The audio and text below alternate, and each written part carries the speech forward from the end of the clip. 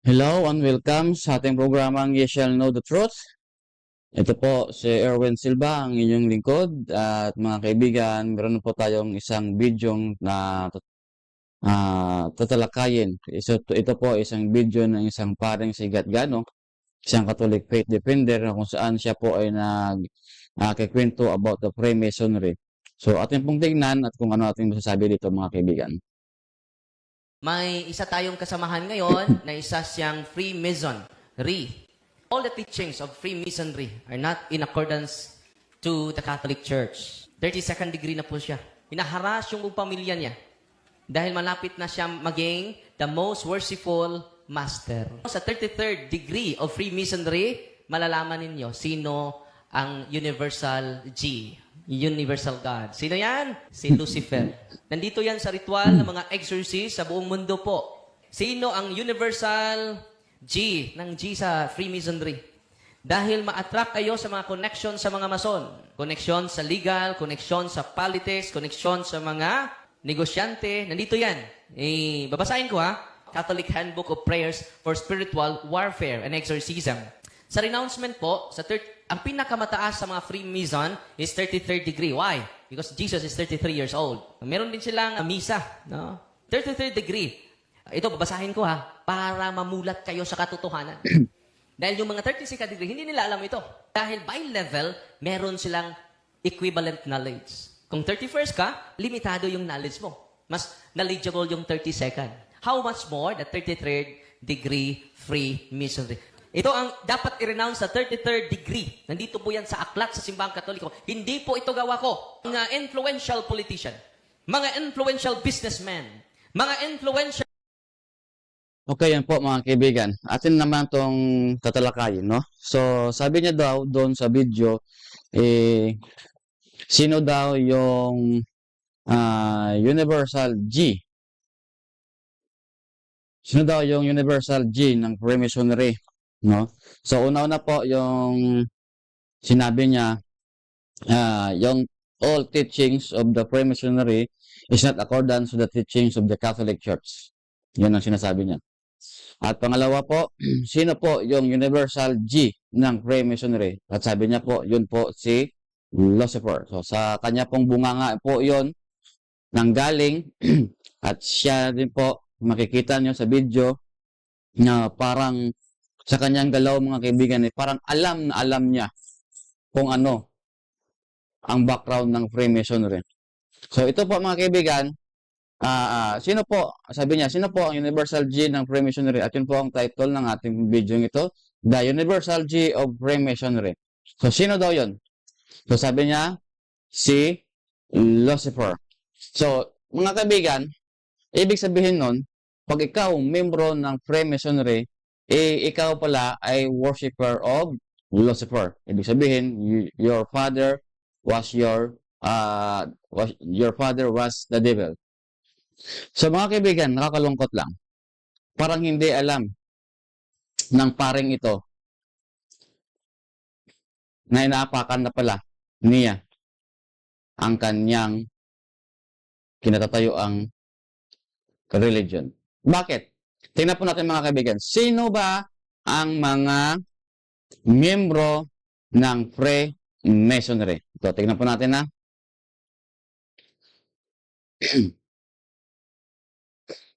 Okay. Over the next decade, according sa book, no? Mamaya makikita nyo kung anong box to. Over the next decade, scores of additional Vatican officials, including Cardinal, Roman Catholic hierarchy, and prominent bishops and archbishops would become members of Freemason of Masonic Lodge. Yung Masonic Lodge po, mga kaibigan, yun po kung saan sila po ay nagtitipon sa isang lugar na parang bahay. At yun tinatawag nilang Masonic Lodge. That is the Masonic Lodge of Freemasonry. So, sino daw yung mga yung mga membro? The Vatican officials, including cardinals, Roman Catholic hierarchy. Ibig sabihin yung mga malalaking tao dyan sa loob ng Roman Catholic Church, mga bishops, archbishops. Yun po ang mga membro ng Freemasonry. Oh! Yung Universal G pala ng Catholic Church, Universal G din ng Freemasonry. That is Lucifer. Naku, nakakagulat po, mga kaibigan. Sa bunganga mismo ng pare, lumabas sa video na yung Universal G ng Freemasonry was Lucifer. Ibig sabihin, they are a Luciferian worshippers. Sa bunganga na po ng pare yan nanggaling, mga kaibigan, ha? Sino-sino pa ang mga membro nito? Okay, basahin po natin. Many with ties to Pito .22, it is difficult to believe that the Supreme Pontiff, ibig sabihin yung papacy, Pius the 12, John the 23, Paul the 6, John Paul the 1st, John Paul the 2nd, and Benedict the 16th were blissfully unaware that so many of church dignitaries were practicing Freemasonry. Yun. Yung membro pala ng Freemason ay walang iba kundi ang mga papacy din. Operation Gladio, Chapter 5, Secret Society by Paul Williams. Si Paul Williams po ay isang pare na lumabas sa Roman Catholic Church. Kasi alam niya kung ano ang minamitingan ng mga secret society ito. Alam niya kasi siya po ang nagre-record ng minutes. So, ating tumutalakayan mga kaibigan, sino po si Pope Pius XII? Si Pope Pius XII po ay isa po siyang na gumabay at nag-support na yung mga Caucasus ng mga tao na pumunta, yung mga galing sa Caucasus Mountain, na pumunta doon sa Israel upang magpanggap na sila po ang mga descendants of Abraham. But actually, ang mga Israelites po na nandiyan sa Israel, they are not the descendants of Abraham. They are fake Israel. Si Pope John the 23 naman po, siya po ang plano na gumawa ng Second Vatican Council. Ibig sabihin po, yung Second Vatican Council was the council of the devil because John the 23 was a Freemasonry and a worshipper of Lucifer. Yan po ang katotohanan mga kaibigan dyan. Pope Paul VI who approved the Second Vatican Council kasi sa ganitong time, patay na po si Pope John Paul the 23. Kaya po yung nag-approve ng Second Vatican Council was Paul VI. And si Pope John Paul I was killed by poison of the mafia kasi hindi niya ginampanan yung papel niya na ipapasa yung Second Vatican Council. At nung umupo si Pope John Paul II, siya na po nagtuloy o kung siya na po ang nagpapatupad ng Second Vatican Council. Ang sa loob ng Second Vatican Council was the unity of Christian churches, including Muslims and the Jews, because they are also the Abrahamic religion. Catholic Church was not the Abrahamic religion. Jews or Judaism was not the Abrahamic religion. And Muslims or Islam was not also Abrahamic religion. Benedict XVI, balikan mo natin si Pope John Paul II. Si Pope John Paul II po ay siya din po ang nag-utos na gumawa ng Catechism of the Catholic Church. So, ibig sabihin po, yung Second Vatican Council was a doctrine of the devil and the Catechism of the Catholic Church was a doctrine of the devil because of these persons who worship the devil, Lucifer, because they are one of the members of the Secret Society Freemasonry. According to the priest na si Getgano, sa bunganga niya mismo na labas kagina, na yung mga Freemasonry was a devil worshipper. At kasama na po doon yung mga Pope na makikita nyo sa screen. At si Pope Benedict XVI po was the head na gumawa ng Catechism of the Catholic Church. They are involved of the satanic doctrine. Hindi po dito na-mention si Pope Francis, pero siguro hindi pa naging Pope dito si Pope Francis nung nirelease itong book na to. At kung titignan nyo po mga kaibigan, nung umupo si Pope Francis, siya po ang numero unong masigasig na napapatupad ng Second Vatican Council. At sabi po ng Secretary General ng Jesuit na tinatawag nilang Black Pope, na in-interview siya, sabi daw, si Pope Francis was a man of the Second Vatican Council. He was included sa pagpapasa ng the doctrines of the devil.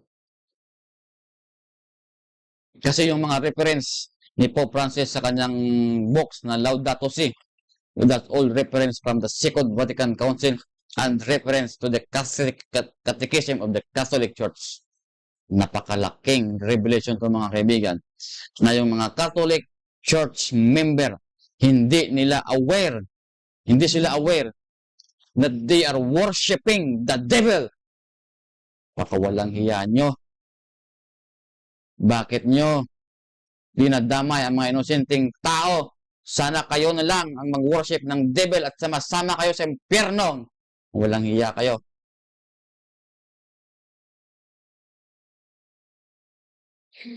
Ang lakas pa ng loob yung mag-claim na kayong may-ari ng Biblia. Ang lakas-lakas yung mag-claim na kayong tinadyo ni Kristo ng 33 AD. Pero kayo pala ang devil worshiper. Holy shit kayo.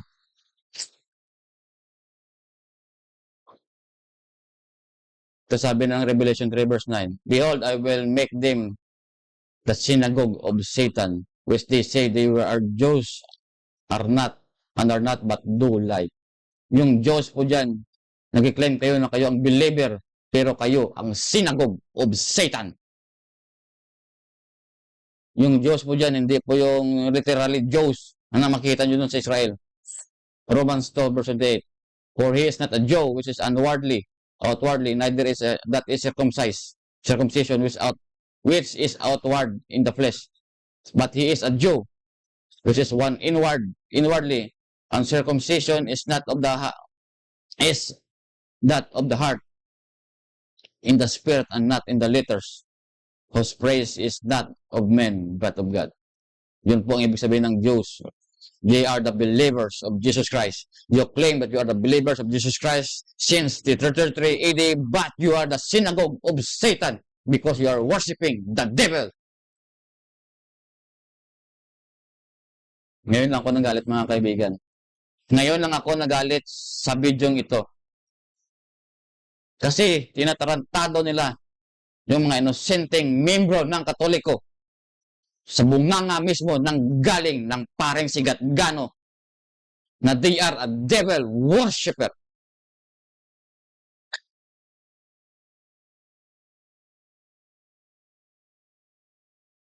Kung makita nyo sa kanyang video, parang sino siyang siga-siga na gumagalaw-galaw na parang alam na alam niya.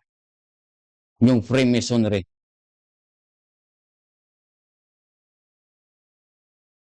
Kaya po, mga Catholic Church member, ito po ang panawagan ng Panginoon sa inyo. Revelation 18 verse 4 to 5.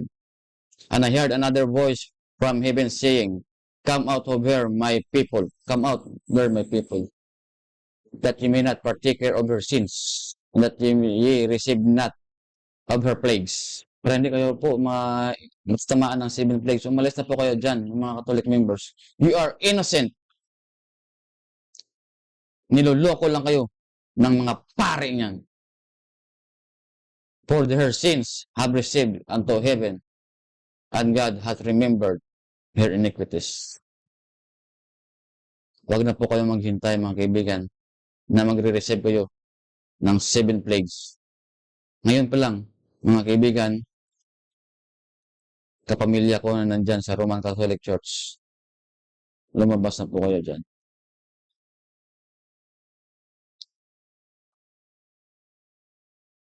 Ulit, ito po, si Erwin Silva, ang inyong lingkod, and you shall know the truth.